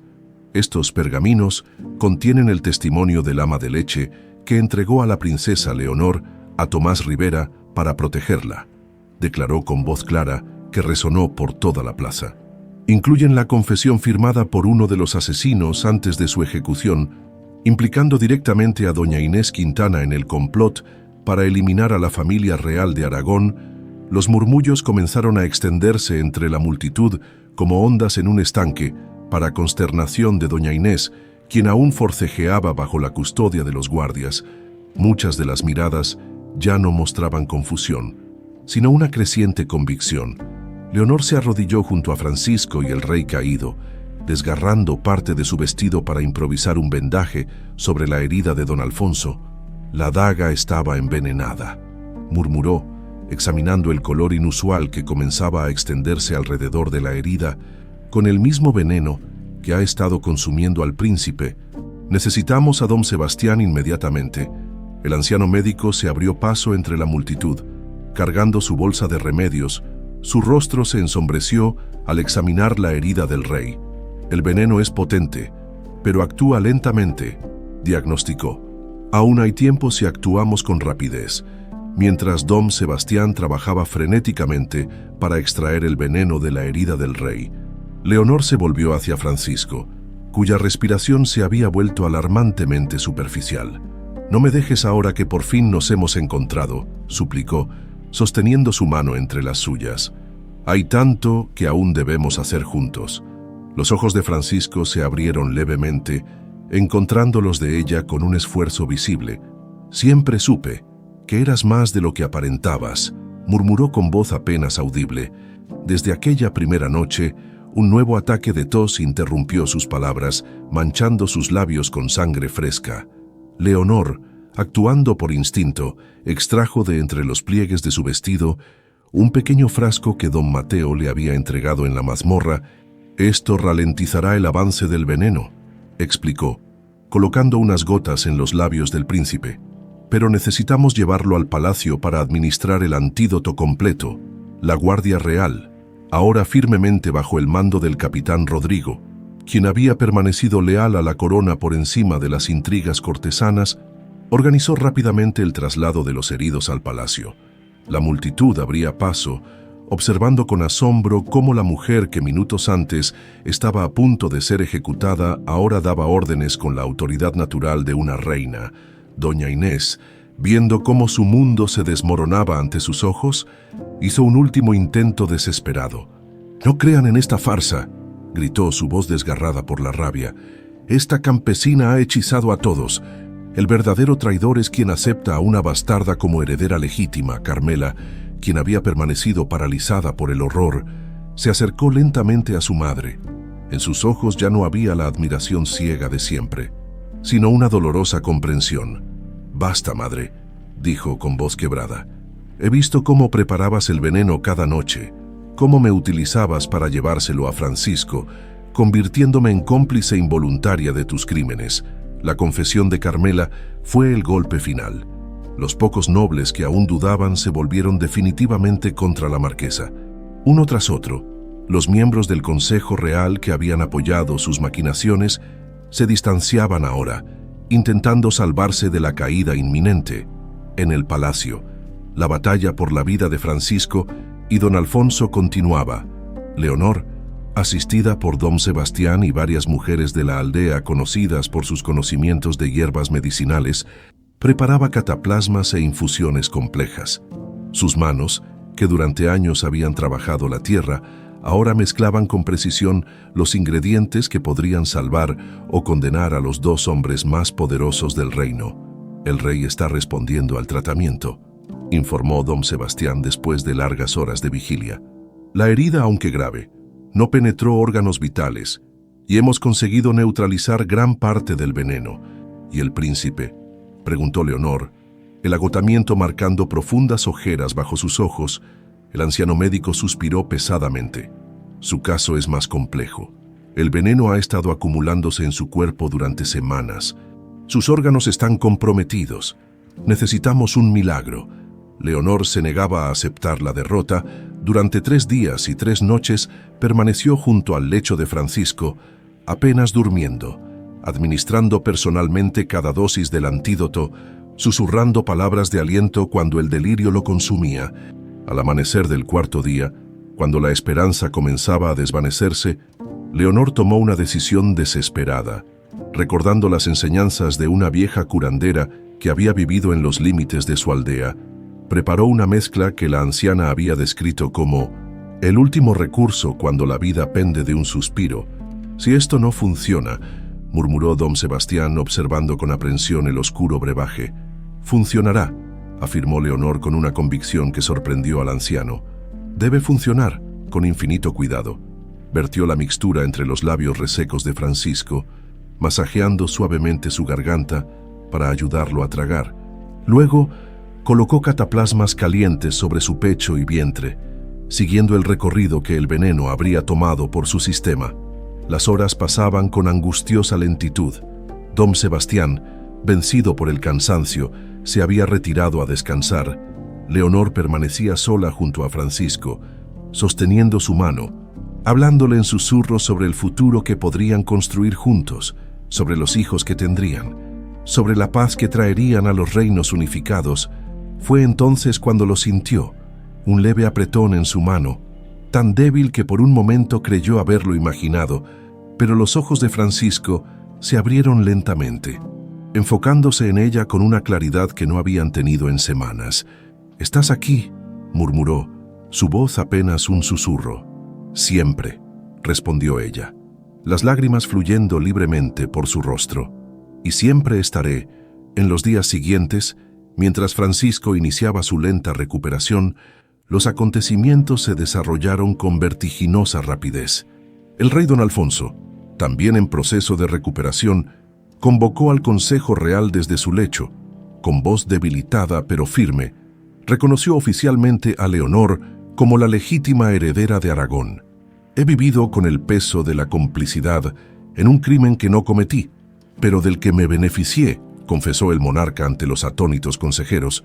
«Las tierras anexadas de Aragón serán devueltas a su legítima gobernante, y propongo la unión formal de nuestros reinos a través del matrimonio renovado de mi hijo y la princesa Leonor». La noticia se extendió por ambos reinos como fuego en un campo seco. Delegaciones de nobles aragoneses, muchos de los cuales habían permanecido en el exilio durante años, llegaron al palacio para rendir homenaje a su princesa reencontrada. Mientras tanto, doña Inés Quintana aguardaba su juicio en las mismas mazmorras donde había intentado enterrar la verdad, abandonada por sus antiguos aliados, incluso por su propia hija, quien había solicitado ingresar en un convento para expiar los pecados cometidos bajo la influencia materna. La otrora poderosa marquesa era ahora la sombra de sí misma. Una tarde, mientras Leonor leía junto a la ventana de los aposentos de Francisco, el príncipe, ya capaz de sentarse en la cama, le hizo una pregunta inesperada. «¿Qué harías con ella si la decisión fuera únicamente tuya?» Leonor cerró el libro, reflexionando profundamente.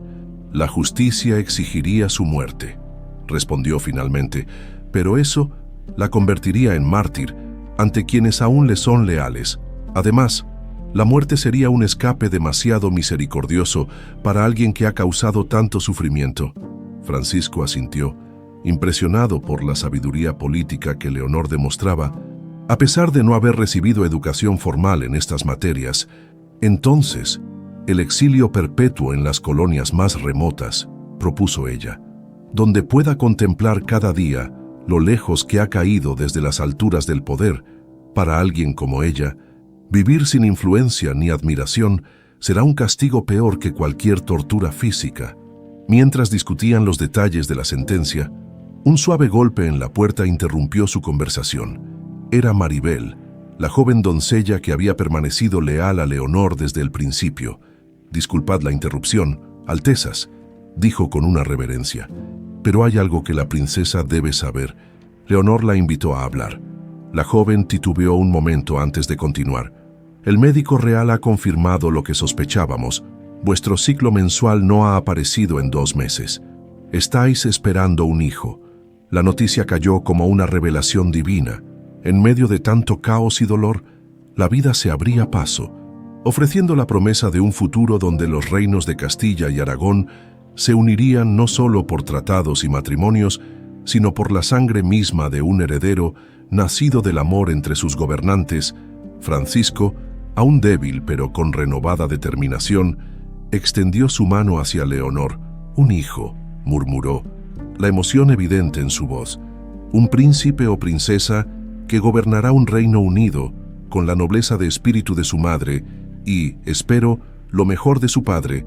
Leonor colocó la mano de Francisco sobre su vientre, donde crecía la semilla de un futuro por el que tanto habían luchado. «Este niño nunca conocerá la diferencia entre campesinos y nobles», prometió con fervor. «Gobernará para todos por igual, con justicia y compasión». Afuera, el sol comenzaba a ponerse sobre un reino que se transformaba irrevocablemente, mientras dentro del palacio, 2 personas que habían iniciado su unión por obligación descubrían que el destino a veces escribe historias más extraordinarias que cualquier leyenda. La primavera siguiente amaneció sobre Castilla y Aragón con una luminosidad especial. Los mensajeros habían recorrido todos los rincones de ambos reinos, anunciando el gran acontecimiento, la ceremonia de unificación y la presentación oficial del heredero nacido del matrimonio entre Francisco y Leonor. El gran salón del trono había sido transformado para la ocasión. Estandartes de ambos reinos colgaban de las altas columnas de mármol, simbolizando la unión que ya no solo era política, sino de sangre. Los nobles de las 2 cortes, antes rivales, ahora se mezclaban con cautela diplomática, algunos con genuino entusiasmo, otros con resignada aceptación ante lo inevitable. Don Alfonso, recuperado en gran medida de sus heridas, aunque con una leve cojera permanente, observaba con orgullo los preparativos desde su trono. Los últimos meses habían operado un cambio notable en el monarca. La experiencia cercana a la muerte y el descubrimiento de las manipulaciones de las que había sido objeto durante años habían derribado sus muros de arrogancia, dejando en su lugar a un hombre más sabio y humilde. «¿Nervioso, padre?», preguntó Francisco, acercándose al trono con un pequeño bulto envuelto en sedas doradas y carmesíes en sus brazos. «No más que tú, imagino», respondió el rey con una sonrisa afectuosa. «¿Cómo está mi nieto esta mañana? Tan fuerte como su madre y tan obstinado como todos los Domínguez», respondió Francisco, descubriendo ligeramente el rostro del bebé para que su abuelo pudiera admirarlo. El pequeño Fernando, nombrado así en honor al fallecido rey de Aragón, dormía plácidamente, ajeno a la importancia histórica del día. Sus rasgos, aún indefinidos como los de todos los recién nacidos, parecían combinar la fortaleza de la línea Domínguez con la belleza natural de su madre. «¿Leonor?», preguntó don Alfonso, acariciando con un dedo la mejilla diminuta del infante. «Terminando de prepararse», respondió Francisco. «Hoy es un día especialmente significativo para ella. No solo presentamos a nuestro hijo ante los 2 reinos, sino que finalmente se despojará del nombre de Lourdes para asumir plenamente su identidad como Leonor de Aragón». Mientras conversaban, la actividad en el salón se intensificaba. Sirvientes completaban los últimos detalles, dignatarios extranjeros tomaban sus lugares asignados y los músicos afinaban sus instrumentos para la entrada real. En sus aposentos, Leonor contemplaba su reflejo en el espejo de plata pulida.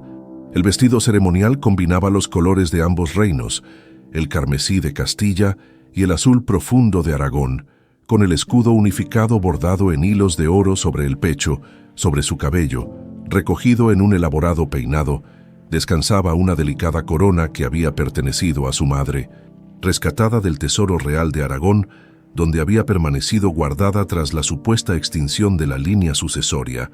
«¿Estáis lista, Alteza?», preguntó Maribel, ahora ascendida oficialmente a dama de compañía de la princesa. Leonor tomó una respiración profunda. «No del todo», confesó con una sonrisa nerviosa.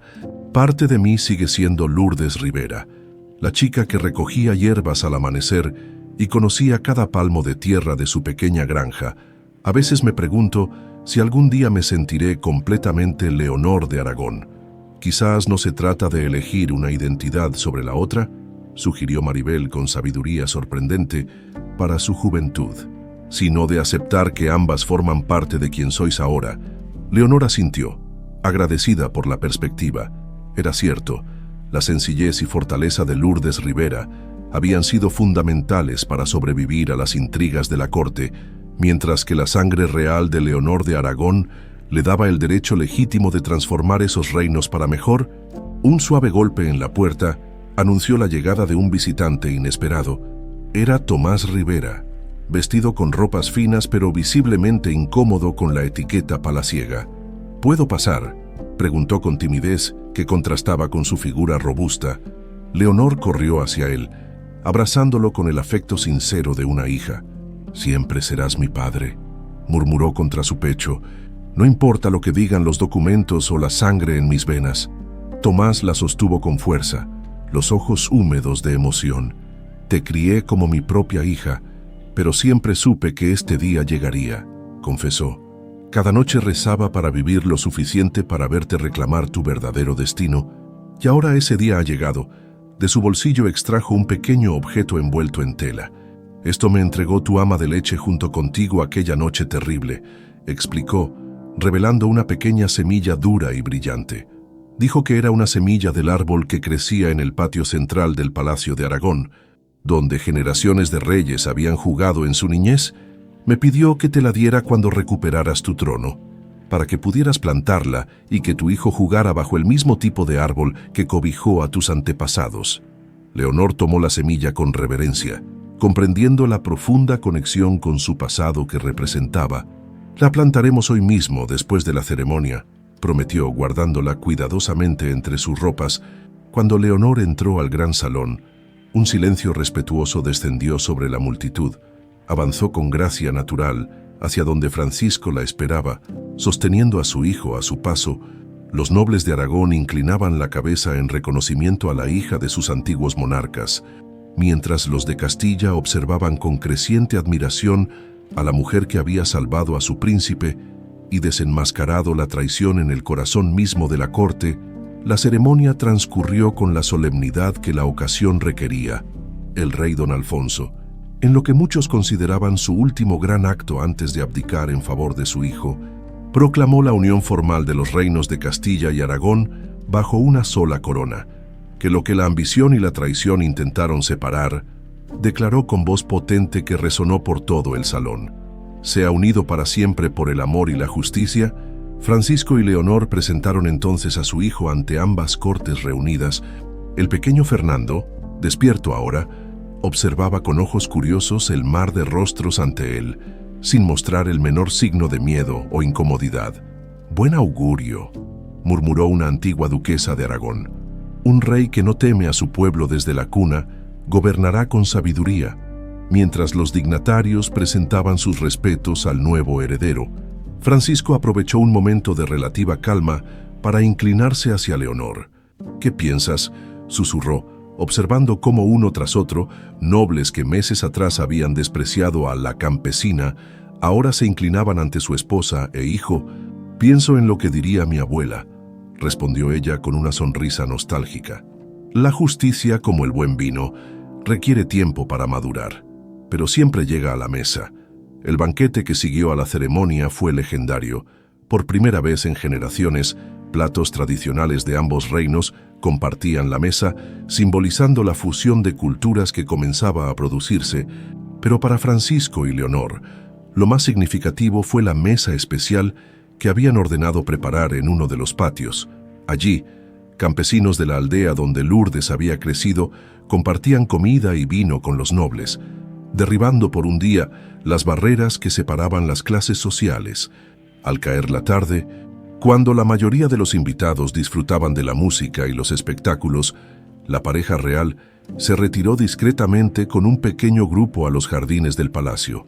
Allí, Leonor plantó personalmente la semilla que Tomás le había entregado, mientras Francisco sostenía a su hijo: «Este árbol crecerá junto con nuestro hijo y nuestro reino unificado», declaró, cubriendo la semilla con tierra fresca.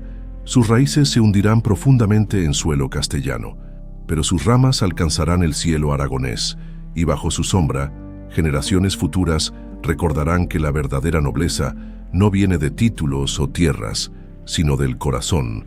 Don Sebastián, cuyas habilidades médicas habían sido fundamentales para salvar a la familia real, observaba la escena con satisfacción. A su lado, don Mateo, ahora restaurado oficialmente como consejero real, asentía en silencio. «¿Qué fue de doña Inés?», preguntó un joven noble a don Sebastián, demasiado joven para recordar todos los detalles del drama que había sacudido la corte. «Exactamente lo que Leonor sugirió», respondió el anciano médico. «Exilio perpetuo en las colonias más remotas de ultramar, según los informes. Pasa sus días mirando al horizonte, escribiendo cartas que nadie lee y tramando venganzas que nunca podrá ejecutar. Y su hija Carmela tomó los votos en el convento de las Hermanas de la Misericordia», intervino don Mateo. «Dedica sus días a atender a los enfermos y necesitados, buscando redención por su involuntaria complicidad. Dicen que el príncipe Francisco envía regularmente donaciones al convento, aunque nunca ha vuelto a mencionar su nombre». La noche comenzaba a caer cuando el pequeño grupo regresó al salón principal. La celebración continuaría hasta el amanecer, como correspondía a un evento de tal magnitud histórica, pero para Francisco y Leonor, lo más importante ya había ocurrido: la unión de sus reinos, la presentación de su hijo, la plantación del árbol que simbolizaba su nueva dinastía. Antes de reincorporarse a los festejos, Leonor se detuvo un momento junto a una de las ventanas del pasillo, contemplando las estrellas que comenzaban a aparecer en el cielo nocturno. «Cuando era niña», comentó a Francisco, que la observaba con curiosidad, «mi padre, Tomás, me contaba que las estrellas son las almas de quienes nos precedieron». Vigilando y guiándonos en nuestro camino, Francisco siguió su mirada hacia el firmamento. «¿Crees que tus padres verdaderos están allí, observándonos?» «Quiero creer que sí», respondió ella, apoyando la cabeza en su hombro, «y que están en paz al ver que su sacrificio no fue en vano, que su Leonor finalmente encontró su camino de regreso a casa, aunque fuera por una ruta que nadie hubiera podido imaginar». El pequeño Fernando, adormilado entre los brazos de su padre, emitió un suave gorjeo. Ambos sonrieron, reconociendo en ese simple sonido la promesa del futuro que habían luchado tan duramente por asegurar. «Vamos», dijo finalmente Francisco, ofreciendo su brazo libre a su esposa, «nuestros reinos nos esperan». Mientras la pareja real regresaba al salón donde nobles y plebeyos celebraban unidos, la historia de cómo un príncipe se arrodilló ante una campesina en su noche de bodas comenzaba ya a transformarse en leyenda. Una leyenda que se contaría a lo largo de generaciones, recordando a todos que el verdadero poder no reside en títulos o posesiones, sino en la capacidad de reconocer la nobleza del espíritu, independientemente de su origen, y así, lo que comenzó como un matrimonio forzado por deber, se transformó en la más extraordinaria historia de amor y redención que la península ibérica jamás hubiera conocido, cambiando para siempre el curso de la historia española y los corazones de todos quienes presenciaron su desarrollo.